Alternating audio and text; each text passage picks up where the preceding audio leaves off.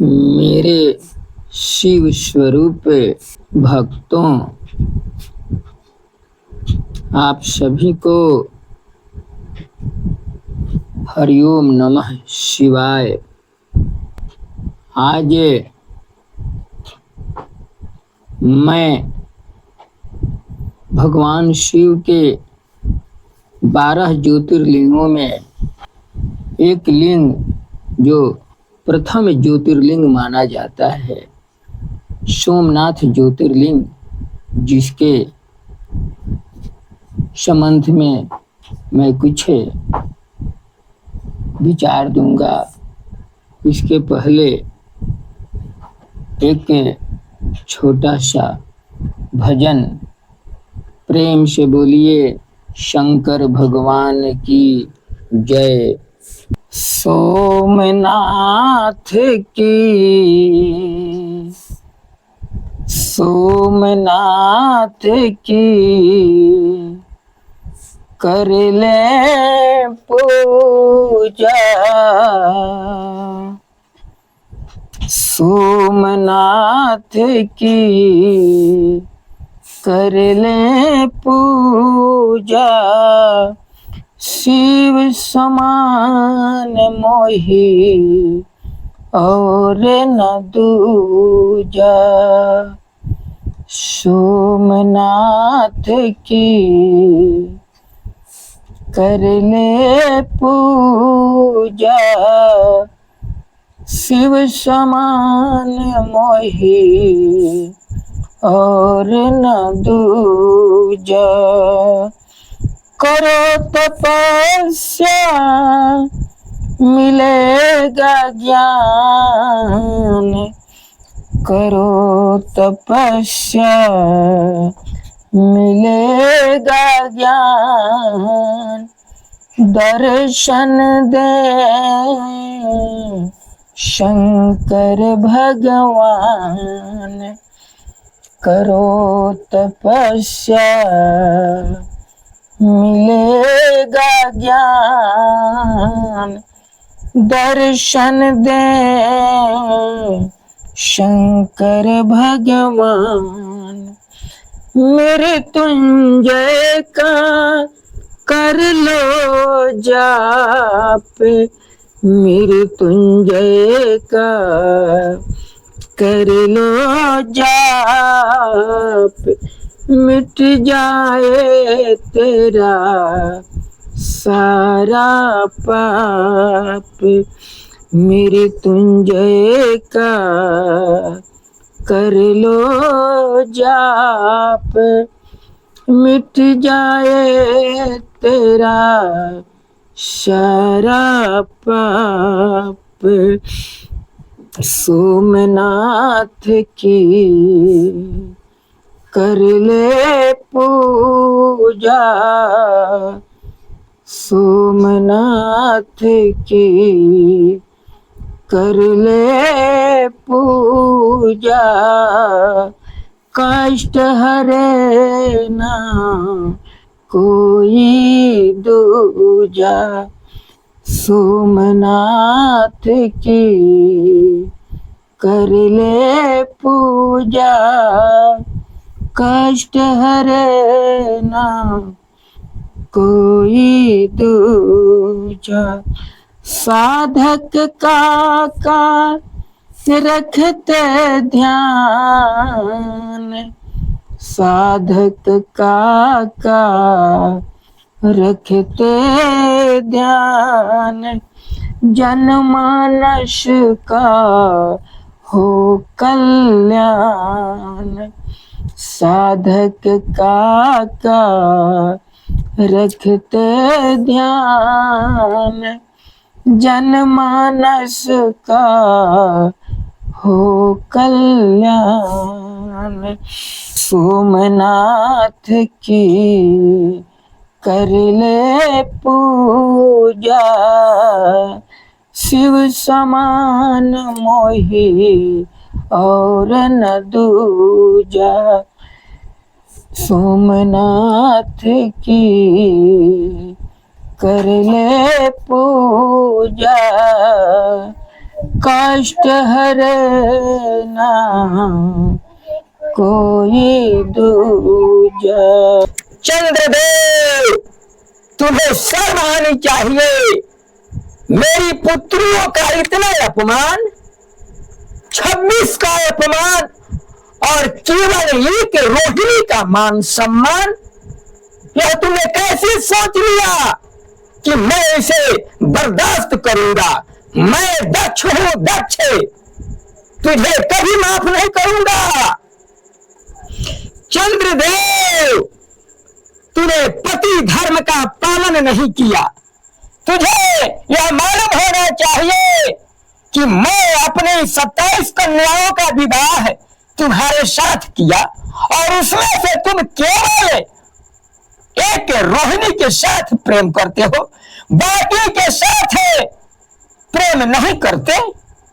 क्या ये तुझे पता नहीं कि जिसकी 1 से अधिक पत्नियां होती है उसको सबके साथ सम्मान व्यवहार करना चाहिए, और तूने इसका उल्टा किया, सबका अपमान किया और केवल रोहिणी से प्रेम किया।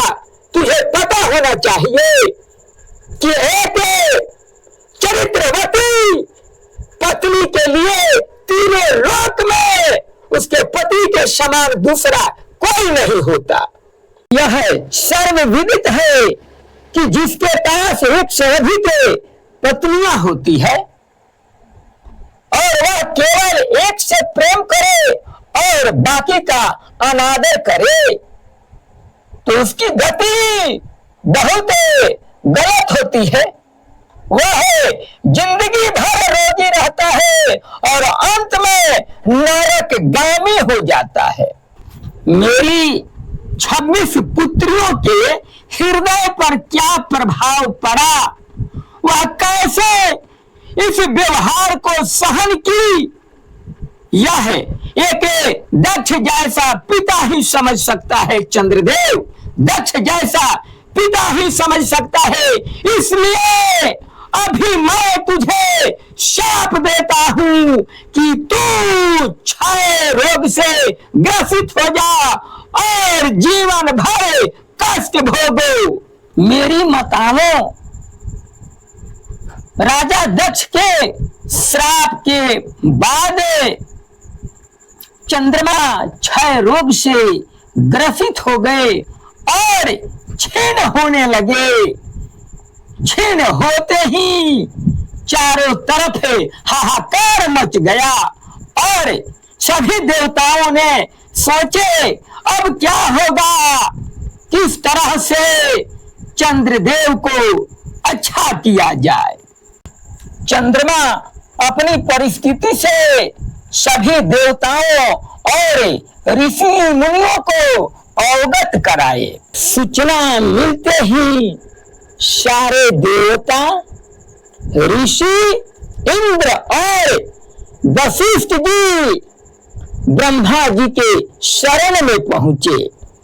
उनकी बात सुनकर ब्रह्मा जी बोले, देवताओं, जो हुआ सो अच्छा हुआ, अब वह निश्चय ही पलट नहीं सकता, लेकिन इसके निवारण के लिए मैं एक उपाय बताता हूँ। चंद्रमा देवताओं के साथ प्रभास नामक शिव क्षेत्र में जाए और वहां मृत्युंजय मंत्र का विधि पूर्वक अनुष्ठान करते हुए भगवान शिव की आराधना करें। अपने सामने शिवलिंग की स्थापना करके वहां तपस्या करने से भगवान शिव उनके ऊपर प्रसन्न होंगे और उनका क्षय रोग से निवारण हो जाएगा। यह सुनकर चंद्रदेव कुछ देवताओं के साथ प्रभास नामक पुण्य क्षेत्र में गए। वहां जाकर के ब्रह्मा जी के कथना अनुसार भगवान शिव की पूजा किए, महामृत्युंजय मंत्र की जाप किए और बहुत वर्षों तक खड़े होकर स्थिर चित्त से भगवान के ध्यान में लीन रहे। ऐसा करते हुए भगवान भोलेनाथ ने चंद्रदेव को देखा। भोलेनाथ तो भोलेनाथ होते हैं।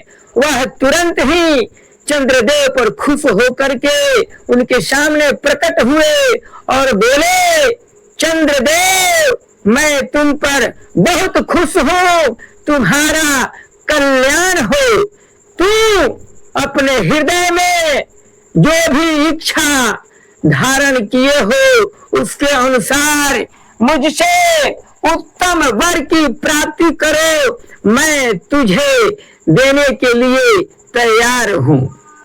भोलेनाथ की वाणी को सुनते ही चंद्रदेव बोले, हे भोलेनाथ, यदि आप मुझ पर प्रसन्न हैं तो मुझे यही चाहिए कि मेरे शरीर में जो क्षय रोग है आप इसका निदान कर दें और मुझसे जो गलती हुई है उसे क्षमा करने की कृपा करें। हे भोलेनाथ, इसे क्षमा करने की कृपा करें। यह सुनकर भोलेनाथ चंद्रदेव पर बहुत खुश हुए और बोले, हे चंद्रदेव, एक पक्ष में तुम्हारी कला क्षीण हो और दूसरी पक्ष में तुम्हारी कला निरंतर बढ़ती रहे। यह सुनते ही चंद्रदेव बाबा भोलेनाथ की स्तुति की और अंदर ही अंदर बहुत खुश हुए।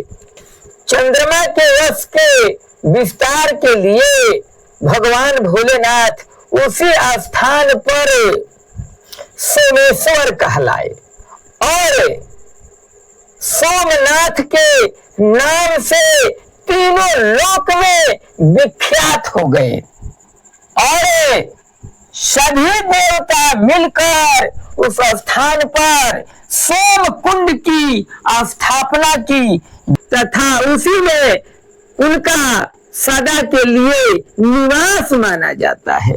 चंद्रदेव इस तरह है अच्छे हो गए और अपनी पत्नियों के साथ सदा सदा के लिए खुशी पूर्वक अपना जीवन व्यतीत करने लगे।